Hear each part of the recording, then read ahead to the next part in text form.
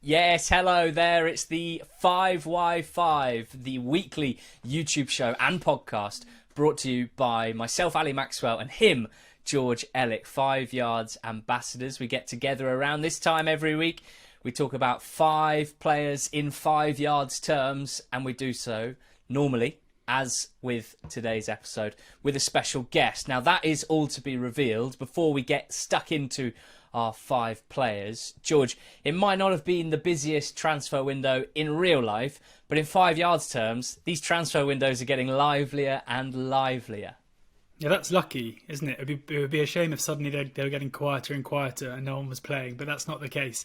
Yeah, loads of action again on Tuesday. The next transfer window opens on Friday. If you're listening to this or watching this and you haven't subscribed or registered to 5 Yards, just go and do so now. Have a look around. It's awesome. You can have a look around before transfer windows, and then on Friday itself, when the window opens at 9 a.m, you can then buy and sell players as you wish. Well, I mean, you can only sell them if you bought them to start with. I mean, the sales is where we're going to start.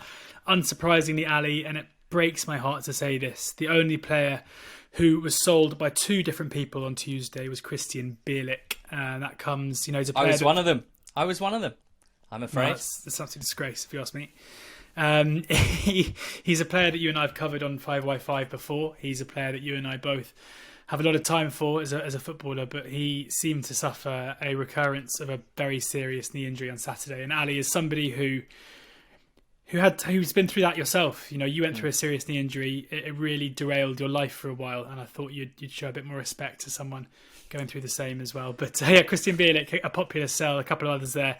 Maybe we'd expect Morgan Gibbs-White, someone who's very popular as a buy, somebody getting out now. He's gone back to Wolves. In terms of purchases of buys, Andre Silva, by far and away the most. I make 6 different people getting involved in Andre Silva. Somebody buying 50%, another buying 52%, another buying 34%. And not a massive surprise that, given that he has the 4th most PP in the last 30 days. He scored 16 goals in his last 18 games for Frankfurt and is only, I think you said, £19 million.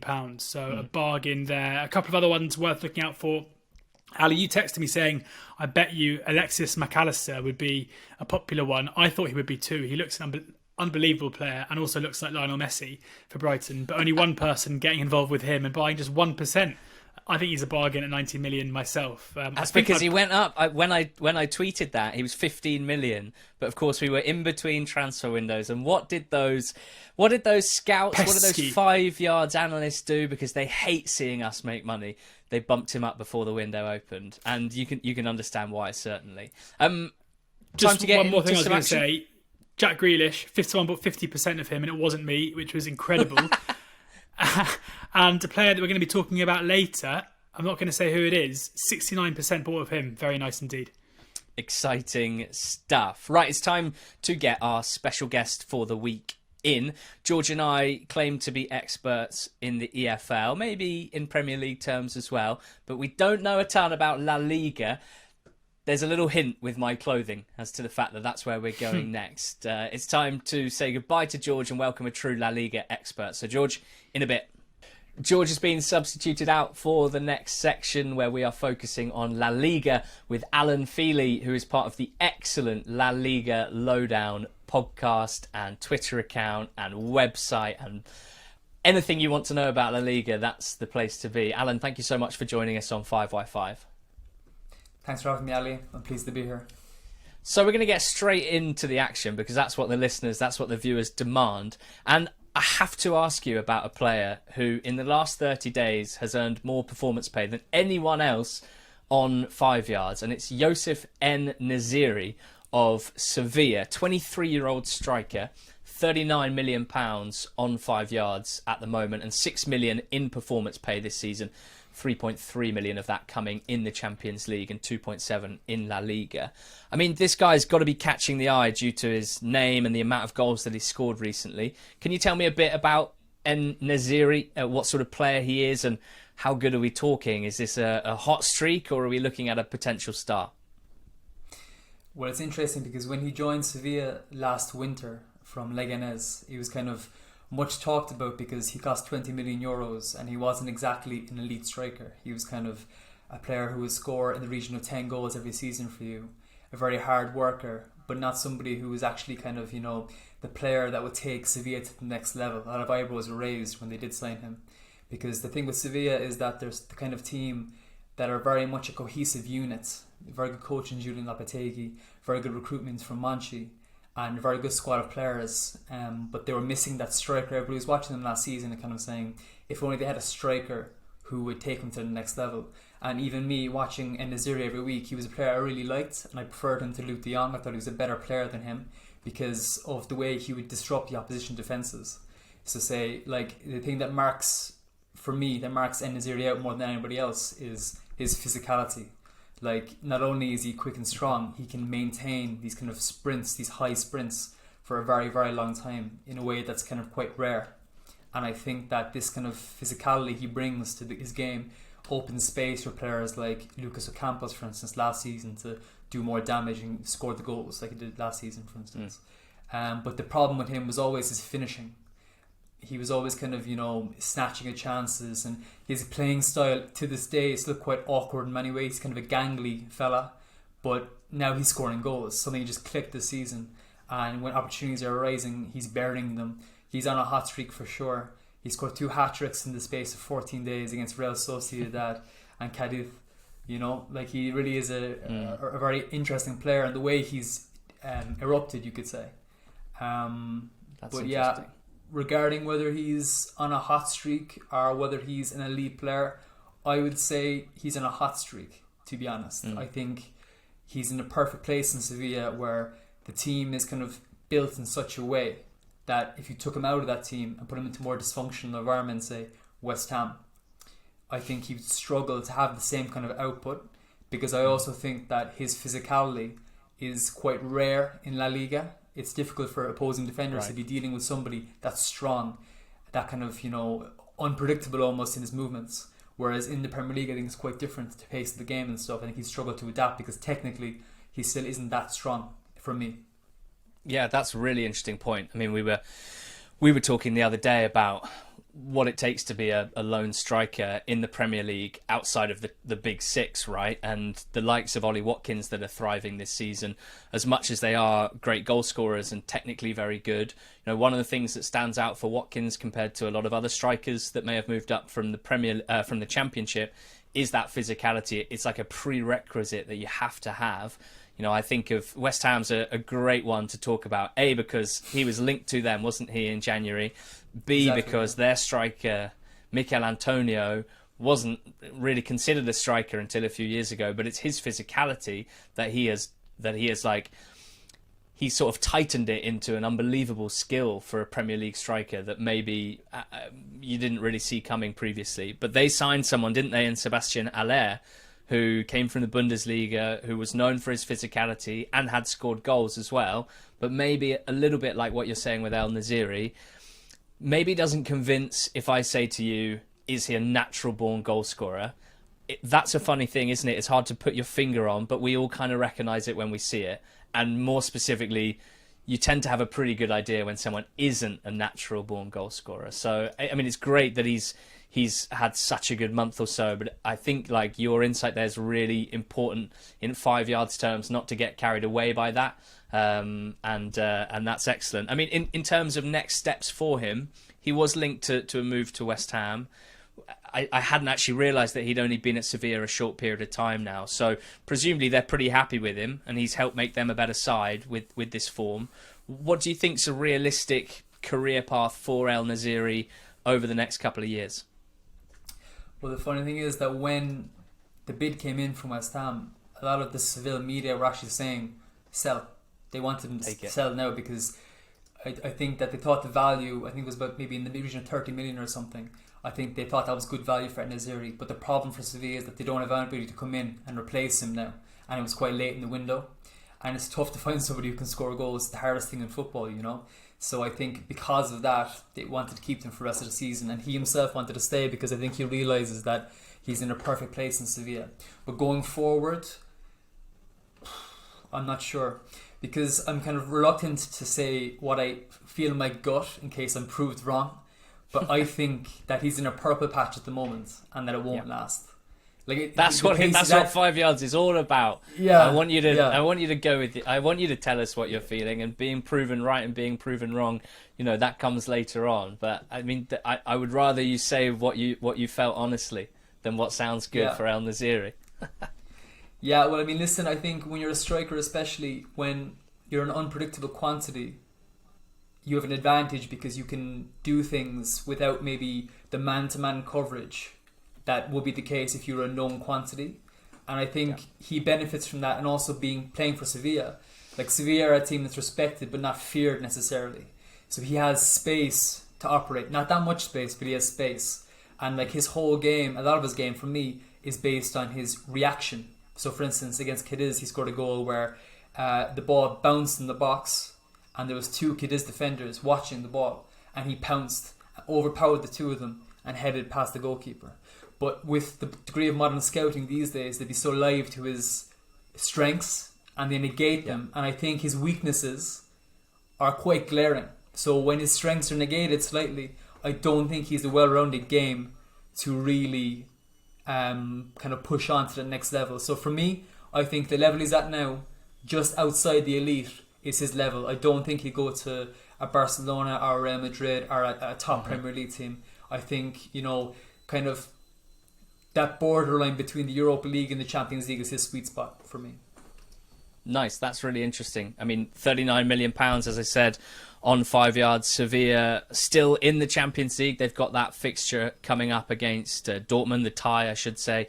And they're in fourth spot as well, with a bit of a cushion to fifth. So you could be looking, even if en-nesyri stays at Sevilla next season, at more potential for the big bucks in 5 yards terms, which is playing and scoring in the Champions League. Now, I wanted to talk about a player that I've only really discovered in the last 24 hours because I've been hoovering up some La Liga Lowdown content, and I like to do it for 5 yards purposes, like little data scouting missions, I guess. And I'm not going to pretend that I'm some crazy data scout, but just using what FBref has to offer us to try and see, or just to try and find interesting players to talk about. And as soon as I went on La Liga and I went to shot creating actions, which is one of FBref's metrics, which I like, they're in the top 10 alongside all the big names like Messi and Kroos and all these guys, was a 19-year-old called Brian, well, I would say Gil, but I'm assuming it's probably Brian Gil in Spanish. And he plays for Eibar, but he's on loan from Sevilla, so could potentially be a teammate of en-nesyri. I'm going to tell you what I've discovered about him in a short period of time, and then I'd be really interested to hear what your reaction is. I mean, La Liga Lowdown themselves on Twitter called him one of the most exciting and technically gifted wingers currently in the Spanish top flight. Certainly if you filter like whoscored.com by players under 21 in Spain, he comes up really, really well in terms of their ratings, and even just in terms of game time. There aren't a ton of players of his age who are nailed on starters. So it's clearly been an interesting move for him to go to Eibar on loan. They've only won 4 out of their 21 games this season and 3 since he joined. He's got 3 goals since he joined. So it's £780,000 in performance pay he's earned so far. I should say that Gil is on 5 yards at £35 million. So this is a winger who's about to turn 20, who in 5 yards terms is considered to have a pretty good future in the game, but certainly not up there with someone like Pedri or Fati, of course, who are already with Barcelona. But there's a little, like this, you're going to hate this, but he's 5'8". He's a very, very left-footed winger. He plays for Eibar, who wear similar coloured kits to Barcelona, and he's got the exact same haircut that Messi had as a kid when he was breaking through. So it's like you're desperately trying not to call him a future Messi, because no one is. But he is clearly, and certainly just looking at the data and then watching some video, an interesting player. Top 10 in La Liga for shot creating actions per 90, as I said. Top 10 for expected assists per 90. Top 10 for carries into the box and passes into the box. So you're looking at a guy who's still a teenager, for a week at least, who's genuinely impacting games in the final third, drawing a lot of fouls. Just a lot of juicy numbers, basically, that made me sit up and take notice. So I guess the next step when thinking about whether I've uncovered a gem here for my 5 yard squad is, would Sevilla give him a chance next season? Will they be in the Champions League next season? As I said, there's a pretty good likelihood that they will be. And if so, this is kind of an interesting guy because, as I said, he's similar age to some of those young wonder kids that Barcelona have got, but he's on 5 yards for at least half of the price. So what would be your thoughts on Bryan Gil, where he's at the moment? I'm a big fan of Bryan Gil. Like, he's known as the Beatle of Barbate. He's from Barbate and Liga because of his haircut. Like, it's quite an old school haircut. And a lot of people talk to him because he's not like, he doesn't have a fade. He's not kind of, on Instagram and stuff. He looks like an old school, like, he looks a bit like Johan Cruyff almost, that kind of real old school kind of like, like he looks like he could smoke or something, But I'm a big fan. I'm a big fan of him because, like, you mentioned the stats there and they are very good. But I think for me, with him, it's the intangibles that are the best thing because he has this kind of spirit that's very, very rare amongst footballers, young footballers, and especially mercurial wingers. Do you know? So while he has imperfections in his game, he is very one-footed. He's not maybe the most kind of aesthetically pleasing in terms of the way he plays. It can be a bit not awkward but not smooth. He doesn't have the same style that, say, Messi, for instance, would have. The way they carry themselves with the ball, it's a bit almost kind of chaotic in many ways. But that actually is part of his charm because it's not just his work on the ball, it's also his work off the ball. Like, he rates quite highly for fouls as well. He's one of the highest number of kind of turnovers and stuff in the opposition third, which means he's a very aggressive presser. And he's also he's not afraid to get in amongst it, and he's also rates very highly for nutmegs. He's 6 nutmegs this season.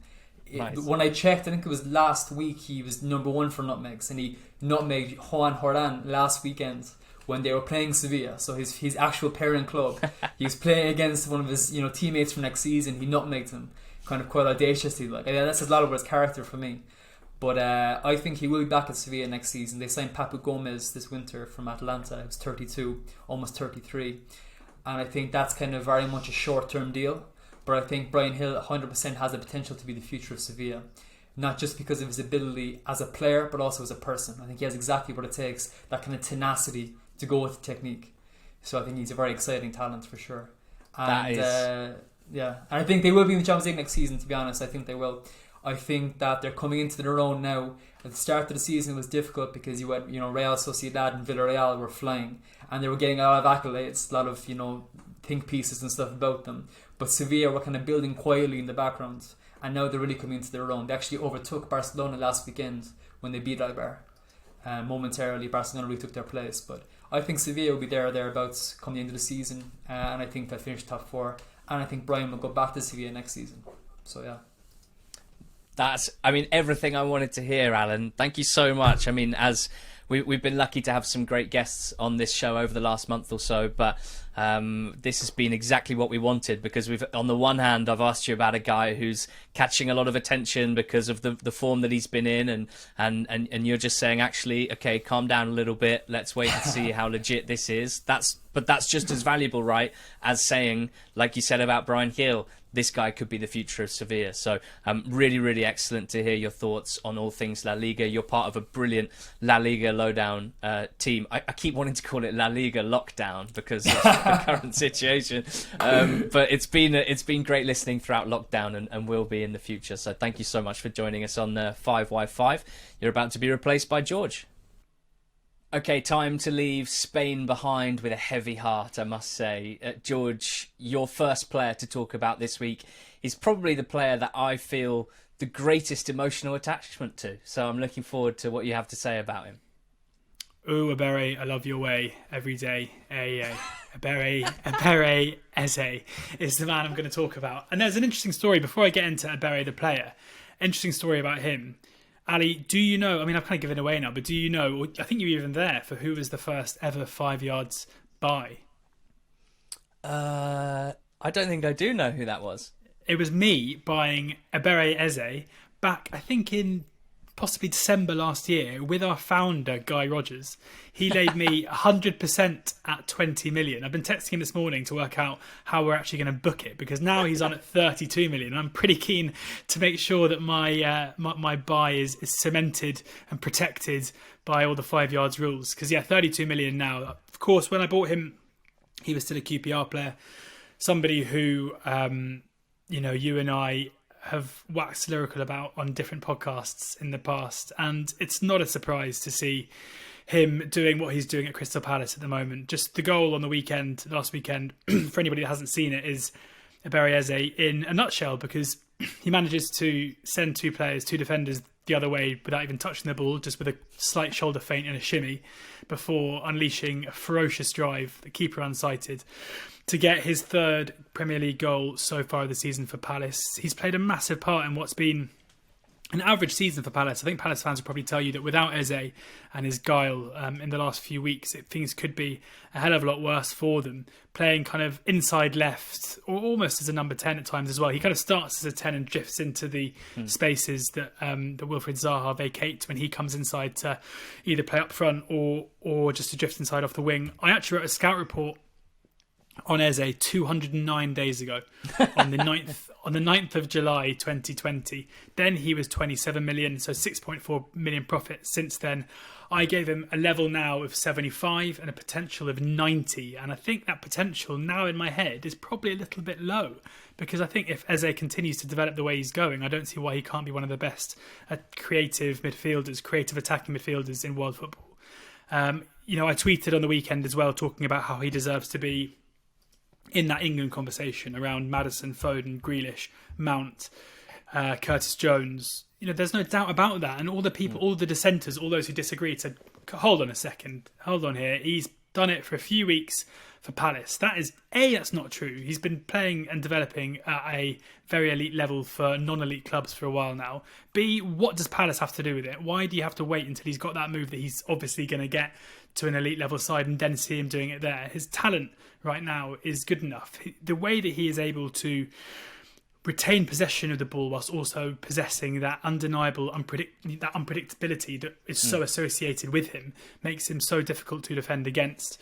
When I look on my scout report that I wrote back in July, additional info I wrote, at 21 years old, it's scary how well-rounded Eze's game is. Despite being a player who is encouraged to take risks, his game is polished and he is rarely wasteful in possession. He is so much more than a skillful player who can beat a man, which is underpinned in constantly making good decisions on the pitch. He is such an exciting prospect for a coach, and there'll be further development to come from what is already a high bar. And if I didn't write that, I'd read that and be like, that is exactly what I think still. So I love him. He's somebody who is, you texted me last night when you were watching the Palace game saying every time the ball goes near Ebere, I get excited. And that's what it's all about. Palace fans won't like me saying this, but I think they were incredibly lucky to get him in the summer. I think it's remarkable that other sides weren't in the market to gazump them, because it was an incredible bit of business that they did. I wonder how long they'll be able to keep him. I have a feeling that they're not going to be able to repeat the Wilfried Zaha trick again. Well, they should get a lot of credit for being the ones to pull the Absolutely. trigger. As you say, it didn't take long for that to look like exceptional business. I'm just so excited about the fact that 3 years ago, about a week ago, he was playing for Wickham. I think he may have been recalled in the January of 2018, so 3 years ago, back to QPR for the rest of that season. And the development in this player over 3 years has been so unbelievably good to watch and so impressive. And you just wonder, in 3 years' time, he will be 25, turning 26 at the end of that season. And who knows where he could be. It is unbelievably exciting to think about that. And certainly in 5 yards terms, there's so many different ways to play, isn't there? And of course, you want to pick the players who aren't currently playing at the very top level, aren't currently playing in the Champions League, for example, where the performance pay is so high, and trying to predict those who will end up there. But even if almost in sentimental terms, you want to build a squad of players that you want to, whose career you want to enjoy, whose progress you want to enjoy, Eze certainly fits the bill here. And he's obviously an alumnus of the EFL, which we love so much. It's time to finish this week's 5x5 by talking about a couple of EFL players. I'm going to kick us off with Brentford left-back Rico Henry. He is on 5 yards at £11 million, 23-year-old fullback. I wrote a scout report on him this weekend, which went live at the start of the week, because I think he's excellent, and he might not be necessarily as exciting as a player like Eze, or an attacking player. An equivalent in the EFL might be Michael Olise or Ovi Ajaria. But I think Rico Henry is an excellent player for his position, the best in the Championship, and someone who, in 5 yards terms, I'd be excited to add to my squad, because I believe that he will spend the majority of the next, 5 to 8 years playing in the Premier League rather than the Championship.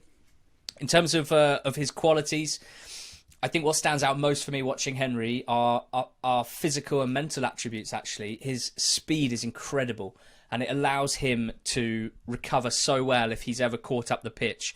It means that you can trust in him to get back into position, but mixed with a mental tenacity that I think really stands out. Certainly when it comes to one-on-one defending, it's very rare that you see a Championship winger get the better of Rico Henry because of that recovery speed if someone does try and go around him. But also he's just got such a hunger to defend, and he's so tenacious, and it really, really stands out. Very rarely beaten one-on-one in defensive duels. High levels of stamina and speed, as I've mentioned. Now, going forward, so I suppose technically he wouldn't compare to some of the top fullbacks in the Premier League. He's not a game changer in terms of the final third, in terms of, let's say, dribbling with the ball or delivering crosses from wide. But he is a smart player, and I think that's quite important at fullback, even if it's not quite as sexy. He retains the ball well, he keeps his width, he combines well with teammates. You know, previously Benrahma, they thrived as a partnership together. So I wouldn't expect in the Premier League him to make a huge difference and create a ton of chances going forward and rack up a load of PP from assists. But I still think that all round as a fullback, he's definitely a Premier League player. I think he'd be excellent in a Premier League back four. I mean, I said current ability 75, which is the top end of the Championship, with potential. Same as what I gave Eze. Yeah, with potential for 80, because I think a solid mid-table Premier League side is where he will end up. Available, consistent and dependable are three words that you would definitely say Henry ticks those boxes. And again, those skills aren't sexy, but they mean a lot for clubs at the very top level. So for Henry at 11 million, I mean, I look at Jamal Lewis of Newcastle at 14.5. They're the same age. And while Lewis might have made the Premier League already, I would wager that Rico Henry plays a lot more Premier League games in the next 10 years than Jamal Lewis. Average Premier League fullbacks earn around 2 million a year in PP, I reckon. The very best ones earn much more than that, of course. But if I'm expecting him to join, let's say, a Southampton or a West Ham or a Crystal Palace, that's assuming that he doesn't go up and stay with Brentford, which of course is very much a possibility right now. I think it's just quite a solid buy for me to add Henry to your squad. A soft buy is how I described it in my notes. It's one of those that I don't think is going to make me insanely rich, but I believe this time next year Henry will be more expensive on 5 yards because he will be a regular Premier League defender, and he'll be receiving the plaudits, George, that we see constantly when players move from the EFL to the Premier League. There's some people call it snobbery. I'm not sure I would go as far as to say there's a snobbery towards EFL players, but people sleep on them and people just think like, okay, well, we'll see how they do. But as soon as they start seeing them perform, the narrative changes pretty quickly, and I could see that happening with Henry. So Rico Henry, 11 mil, it's a yes from me. And if I could point out, quite handy as well, that England aren't particularly well stocked at left back. So Ooh. I think his star could rise quite quickly in that respect, because if he can I'm sure when he gets into the Premier League playing left back, whether for Brentford or for someone else, it won't be long until he's in that conversation challenging Ben Chilwell for that left back spot and Luke Shaw, and that'll all immediately make him a higher profile and more attractive to bigger clubs. So I love Rico, that. I do know that. We got one more slot to talk about, the fifth on this week's 5x5. We're going to keep it in the EFL, George. I know you're pretty excited about a couple of the guys going up on 5 yards this week. Yeah, I am. I mean, I'll get to the person who we're going to talk about in a second. It's quite a funny story about the guy we're going to be talking about in a second, isn't there? But a couple of them. But yeah, a few interesting players going up. Noah Masengo, Bristol City fans love him. I've always been unconvinced, so I'll be interested to see if Bristol City fans get involved there. Bez Labala, who made a move to Blackpool in the summer, hasn't really pulled up too many trees there, but interesting somebody is still asked for him to be put up. Max Watters and Perry G, the two players who've come up from League 1 and League 2 to Cardiff, going up there as well. So a couple of interesting ones, and then some players from on the continent too, the likes of Yusuf Poulsen and Lazar Samardzic, a couple of the ones who are going up. Chosen purely because he's in bold, so that was nice. And then the player we're going to talk about, Ali, Manchester City's Kwadwo Bar. Did it actually get confirmed? That's what I want to know. I'm not sure. I guess I'm sure that it's something that will happen, but they're going to sign him at the end of the season. I think that's right. Yeah, a couple of funny things about him. Firstly, you and I both did 5 live stints on deadline day evening. Mine was at 10 o'clock with Mark Chapman. Yours was at 11 o'clock with Colin Murray. And we'd kind of spoken a bit before because we didn't just want to say the same thing an hour apart on the same radio channel. And you'd kind of intimated to me that you didn't really care what I spoke about. Well, I just didn't I didn't like the insinuation that I would say the same things as you anyway. No, I am my own man. You just texted me saying I would like to talk about Quadwo though, and I was like, fine, I will leave Quadwo. Yeah. Then live on air, Chappers looks at my really long list of things I've sent him and plucks out Quadwo. And so live on air, I say, having just said Ali's going to be on, let's not cover the same ground. Let's talk about Quadwo Bar though. And I was like, you've literally chosen the one person Ali told me he wanted to talk about. So I cracked straight on. You were like, he'll be listening as well, and he'll be really disappointed. I was listening, and I was disappointed. But with Quadwo, it's exciting, In terms of the backstory, it's been said a million times, but for anyone who doesn't know this, he was the ball boy back in 2016 who grabbed the ball and put it on the 6-yard line, trying to stop Adrian of West Ham at the time from time wasting, and he got rebuked for doing so. And in Crystal Palace, even released a video with him afterwards where he looks. He probably was about 13, even though it was only 4 years ago. He's 18 now. He is a right-footed left winger who's played a lot of football for a Rochdale side who, under manager Brian Barry Murphy, his job at Rochdale, we spoke to him on the Totally Football League show, his job at Rochdale is to develop young talent and to play, and to instill a certain philosophy in them and to ensure that their development and their happiness is paramount. That, basically in his own words, ahead of getting 3 points in football matches. So you can kind of see what the process and the product that Rochdale are developing are, and Quadwo Bar is basically it. He's played a lot of football this season. He really kind of proved himself and shown what he was all about in a 4-4 draw against Charlton, where, for the first goal, which he, ended up being nothing to do with him, it came from a driving run of his before which he was tackled just outside the box. They went and scored, and then he scored 2 incredible solo efforts. One, a ferocious right-footed strike into the roof of the near post roof, and then another one where he beats the right back for skill, and then does this amazing handoff where, even though he's only 18, he basically just flicks aside the physical challenge of the fullback after he's beaten him before just really casually rolling it into the far corner.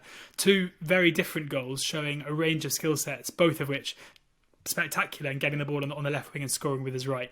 He, in Brian Barry Murphy's own words, he's pretty raw. He's by no means the polished article, but going to Manchester City, you think the potential for where he could end up and where he could be, especially given that he's going to be spending the rest of the season playing at Rochdale, is pretty high. So I am really interested to see where he's going to be put up, because the fact that he's coming from playing first team football, I'd be really surprised if he was then plugged into the City Academy for a couple of years. I know that's what City generally do. Yeah, and I know that's what City generally do. It's pretty rare that you see pretty much any kind of big club at the moment, with the exception of maybe Chelsea.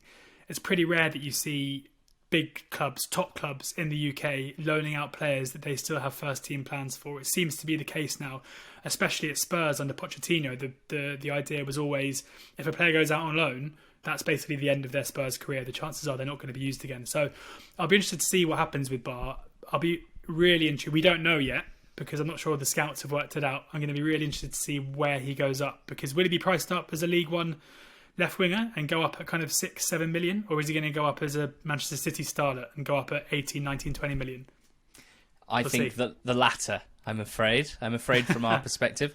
I don't see why, as much as I like taking on our scouts and analysts, they do have all the information at their fingertips. They won't be pricing him up as a League One winger, because essentially that's not what he is now. Sadly, he is an 18-year-old starlet in the Manchester City group, and we know that it does make it very hard to predict the next few years, doesn't it? But certainly the raw qualities that he has, the power in his running, but also the power in his shot, the individual skill that he has. I mean, for someone of his age to be that physically developed, it's pretty eye-catching, certainly at League One level. So plenty of development to come, but exactly the sort of player that you have to have on a game like this. The sort of player that excites me so much, and many people will watch and say, no, there are just too many variables here. There's too many question marks still, and leave him alone. So price is everything, of course, on 5 yards. We wait to see what bar will be when he goes up at the end of this week. The transfer window will be open on Friday, of course, 9 till 6. Plenty of time to do business. I've got a couple of pennies lying around after my heartless sell of Christian Bielik in the Tuesday transfer window. I haven't quite worked out where to chuck those pennies. Maybe Brian Gill or Gil, who we spoke about earlier. Maybe Rico Brian Henry. Gessie. Brian Olgessi. Brian Olgessi. That's quite enough from us, I think, on this week's 5y5. We're getting silly, but we hope you've enjoyed the show. Hope you've enjoyed listening and or watching on YouTube. Please do, however you are consuming us, make sure you subscribe to 5 Yards YouTube channel, podcast feed, Twitter feed, and sign up to the 5 Yards site and get involved in this week's transfer window on Friday, 9 till 6. Thanks so much for watching, guys. Join us again next week.